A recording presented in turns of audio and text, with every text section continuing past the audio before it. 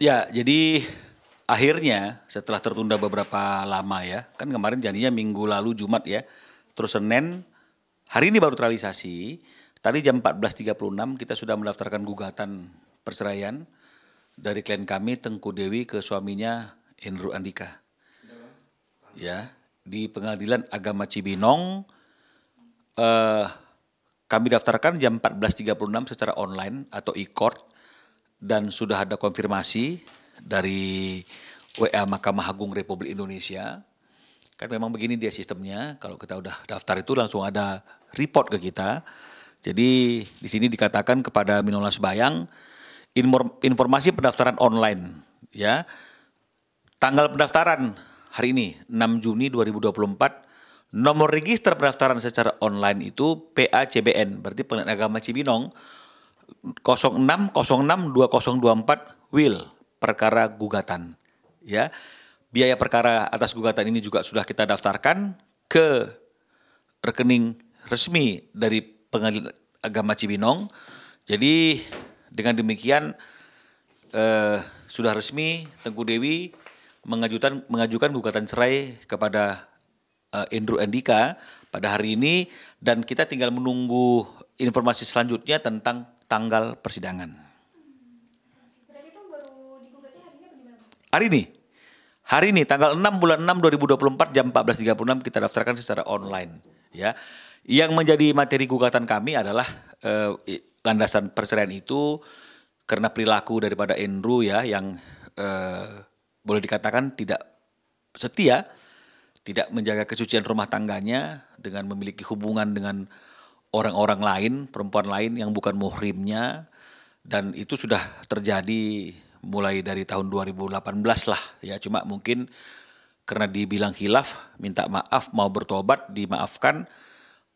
Namun itu terus terjadi, bahkan puncaknya terjadi kemarin di tengah-tengah Tengku Dewi sedang mengandung anak mereka dalam perkawinan, anak kedua mereka itu. Dan yang lebih parah lagi, bukan hanya Tengku Dewi yang mengetahui adanya perbuatan itu, tapi udah menjadi konsumsi publik, bahkan banyak orang yang mendm melihat Hendro seperti ini dan seperti itu ya. Jadi itu tentu sangat memalukan, sangat memberikan tekanan secara psikologis kepada Tengku Dewi, apalagi posisinya sedang hamil, dan akhirnya Dewi sampai kepada keputusan ini nggak bisa berubah. Karena sudah berulang-ulang dari tahun 2018, tapi tetap saja melakukan hal yang sama, kesalahannya sama terus. Jadi maka oleh karena itu alasan kami untuk mengajukan gugatan perceraian itu adalah di pasal, kalau di kompilasi hukum Islamnya itu di pasal 116 huruf A. Ya, bunyinya perceraian dapat terjadi karena alasan atau alasan-alasan A. Ya, banyak tapi kita pakai A. Salah satu pihak berbuat zina, ya, berbuat zina atau menjadi pemabuk, pemadat, penjudi dan lain sebagainya yang sukar disembuhkan. Jadi ada kata-kata sukar disembuhkan atau sukar berubah. Kalau kita lihat dari konteks banyak agama, ya, konteks hukum Islam, perkawinan itu kan memang harus dijaga. Ya. Orang yang nggak terikat perkawinan saja, dia tidak bisa bebas melakukan bukan muhrimnya, semua ada batasannya ya, apalagi kalau misalnya sudah terikat dengan perkawinan. Nah, jadi inilah yang menjadi landasan kita, dan setiap orang yang tidak bisa menjaga kesucian rumah tangganya dan kemudian memiliki hubungan dengan orang yang bukan muhrimnya, dengan wanita-wanita lain ya, terlalu dekat dan terlalu intim, ini sama saja dengan berbuat zina dan tidak menghargai kesucian rumah tangganya. Jadi itu yang menjadi alasan perceraian kami. Dan yang kedua adalah yang menjadi konsekuensi dari perceraian tersebut, dimintakan di sini tentang hak asuh ya, atau hadanah gitu ya, hak pemeliharaan. Ya, hadanah itu secara hukum Islamnya ya hak pemeliharaan anak yang masih di bawah umur. Karena anak pertamanya masih umurnya lebih kurang 3 tahun dan anak keduanya baru akan lahir beberapa bulan ke depan. Jadi wajar saja kalau misalnya kedua anak ini kita mintakan hak pemeliharaannya ada di bawah ibunya sebagai penggugat. Dan untuk biaya nafkah dan pemeliharaan serta pendidikan anak, kita mintakan seperti apa yang diinginkan oleh Dewi, hanya sekitar 20 juta rupiah saja untuk 2 orang anak, jadi masing-masing 10 juta, begitulah kira-kira intinya.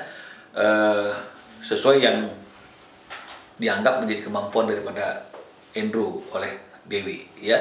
Karena meskipun ada tercantum 20, karena nggak ada mantan anak, kami yakin bahwa seorang ayah pasti akan memberikan berapapun yang dibutuhkan untuk kemajuan dan perkembangan serta pertumbuhan anaknya. Tapi untuk gugatan harta gono gini gitu ada nggak? Mengenai masalah harta gono gini tidak menjadi sesuatu hal yang kami cantumkan dalam gugatan ini, karena antara Tengku Dewi dengan Andrew ini sudah memiliki perjanjian pranikah. Ya, jadi harta masing-masing, tidak ada percampuran harta, tidak ada harta gono gini, jadi tidak ada hal yang perlu dibahas terkait dengan harta bersama atau harta gono gini. Ya, jadi yang satu lagi tambahannya yang menjadi dasar, karena tujuan daripada perkawinan itu, ya, kalau menurut kompilasi hukum Islam maupun undang-undang perkawinan adalah untuk mendapatkan kebahagiaan. Ya, jadi perkawinan itu adalah ikatan lahir batin antara seorang pria dan seorang wanita menjadi suami istri, membangun rumah tangga untuk mendapatkan kebahagiaan. Itu tujuannya. Ya, kalau salah satu pihak dari dua pihak ini sudah tidak memiliki keyakinan lagi ketika tetap ada dalam perkawinan tersebut hidupnya bisa bahagia, maka saya rasa sudah sepatutnya jika memang perkawinan itu sudah layak untuk diputus karena perceraian, ya. Karena kalau tetap dipertahankan pun yang yakin kan cuma satu orang lagi, yang satu sudah nggak yakin. Yang yakin itu kalau nggak diputus ya dia happy-happy saja, tapi orang yang tidak yakin ini tentu dia pasti akan merasa dijolimi, ya, dijolimi karena harus hidup dengan orang yang sudah memberikan tekanan batin dan psikologis kepadanya, dan dia sudah tidak lagi memiliki keyakinan bahwa dia bahagia jika hidup dengan orang ini. Nah, kalau dipaksakan terus, berarti kita jolim. Yang pertama jolim, yang kedua bertentangan dengan undang-undang. Karena undang-undang mengatakan tujuan daripada perkawinan itu adalah kebahagiaan bagi dua orang, suami dan istri. Kalau cuma satu yang bahagia, berarti juga bertentangan dengan undang-undang. Jadi inilah yang menjadi landasan dari gugatan yang kami daftarkan pada hari ini. Kalau untuk 20 juta itu sampai berapa lama Pak kalau itu Bang? Ya sampai anaknya dewasa.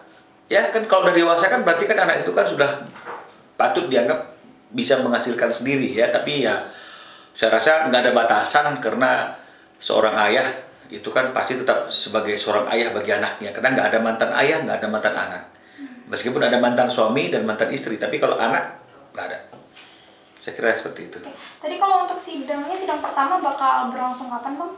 Belum ada pemberitahuan lebih lanjut, tapi kalau biasanya setelah pendaftaran itu terregister seperti hari ini secara online, maka lebih kurang 1 minggu ke depan itu pasti sudah ada panggilan sidang, pemberitahuan sidang untuk sidang pertamanya. Agendanya langsung apa dulu nih Bang? Mediasi dulu kan? Kalau sidang pertama itu pasti pembacaan gugatan, ya. Pembacaan gugatan, sebelum pembacaan gugatan adalah pemeriksaan kuasa, legal standing, semuanya itu baru nanti mungkin ke mediasi. Ya.